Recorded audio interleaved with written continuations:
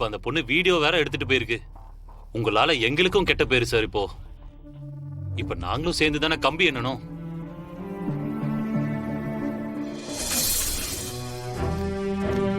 Uncle, பேசாம அந்த வீடியோவை சோஷியல் மீடியால போட்டு பெருசாக்கி விட்டுடலாமா? ஐயோ, அதெல்லாம் பண்ண வேணாமா. இல்ல அங்கிள், எப்படி போட்டு அடிச்சிருக்காங்கன்னு பாத்தீங்களா? என்ன தைரியம் உங்களுக்கெல்லாம்?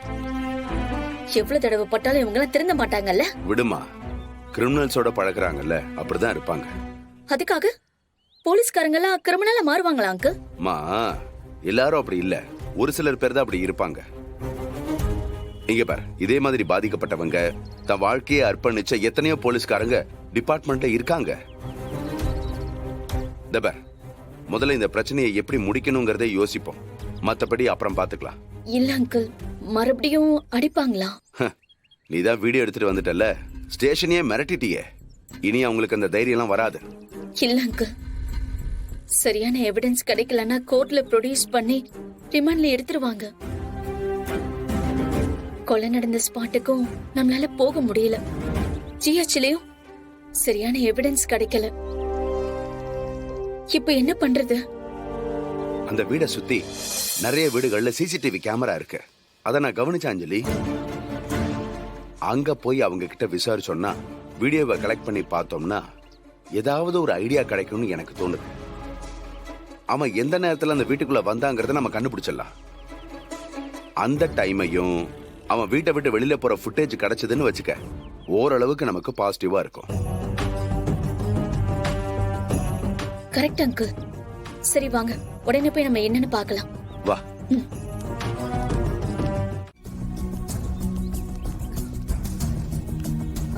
Aunty, aunty.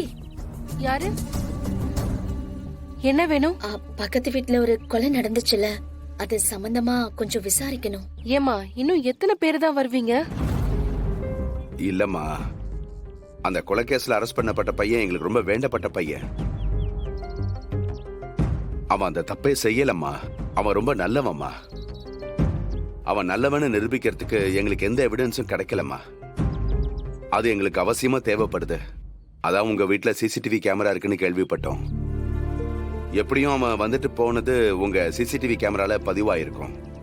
அந்த வீடியோ கொஞ்சம் பார்க்க முடியுமாமா? Yes sir. போலீஸ் வந்தாங்க, அப்புறம் யார் யாரும் வந்தாங்க. ஏமா, தினம் யாராவது இந்த மாதிரி 4 பேர் வந்து விசாரிச்சா நாங்க எப்படி நிம்மதியா வாழ்றது? அதெல்லாம் முடியாது, கிளம்புங்க. ஐயோ ஆண்டி, ப்ளீஸ் ஆண்டி. உங்க வீட்டு புள்ள மேல செய்யாத தப்புக்கு பழி விழுந்தா அவங்கள காப்பாத்துறதுக்கு நீங்க எவ்வளவு முயற்சி பண்ணுவீங்க? Please aunty, please. தப்பே செய்யாத ஒருத்தரை எவிடன்ஸ் வச்சு குற்றவாளியாக்க பாக்குறாங்க. நீங்க கொடுக்கற அந்த வீடியோ மட்டும்தான் அந்த நிரபராதியை காப்பாத்த ஒரு உதவியா இருக்கும். Please aunty. இதுவே கடைசியா இருக்கட்டும். சும்மா சும்மா வந்து தொந்தரவு பண்ண கூடாது, சரியா? வாங்க.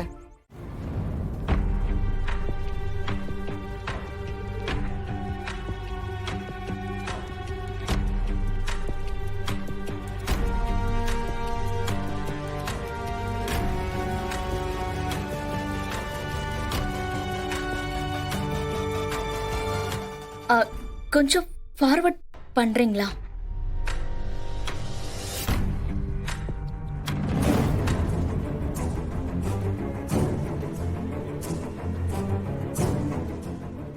அஞ்சலி, என்னமா அது? சத்யா உள்ள போறது மட்டும் இருக்கு, ஆனா வெளியில வர்றதே காணுமே. அதான் அங்கிள், எனக்கும் குழப்பமா இருக்கு. ஆண்டி, இந்த வீடியோ இவ்வளவுதானா இல்ல வேற ஏதாவது சிசிடிவி கேமரா இருக்கா? இதுல என்ன இருக்கோ அதுதான். இல்ல, இதுல ஒரு டைம்க்கு மேல வீடியோவே காணோம், அதனாலதான் கேட்டேன். ஏதாவது டெலீட் பண்ணீங்களா? நாங்க எதுக்குமா டெலீட் பண்ணணும்? நாங்க இந்த கேமராவை சேஃப்டிக்காக வச்சிருக்கோம், சும்மா சும்மா பாக்குறதுக்காக இல்ல. போலீஸுங்க இன்னும் சில பேர்லாம் பார்க்க வந்தாங்கன்னு சொன்னல, அவங்க ஏதாவது பண்ணிருந்தாதான் உண்டு. சரிங்க ஆண்டி, நாங்க இத ஒரு காப்பி எடுத்துக்கட்டுமா? எடுத்துக்கங்கம்மா.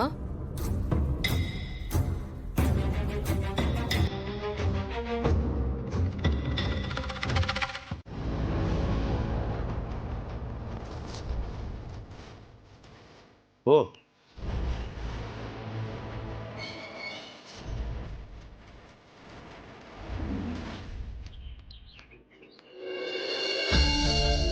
என்ன அங்கிள், அவன் வெளியே வர வீடியோ மட்டும் இருந்திருந்தா அவனுக்கும் இந்த கொலைக்கும் எந்த சம்பந்தமும் இல்லைன்னு நம்மளால ப்ரூவ் பண்ணிருக்க முடியும்ல. இப்ப இப்படி ஆயிடுச்சு. சரி விடு, பக்கத்துல மத்த வீடுகளும் போய் பாப்போம். வா வாமா.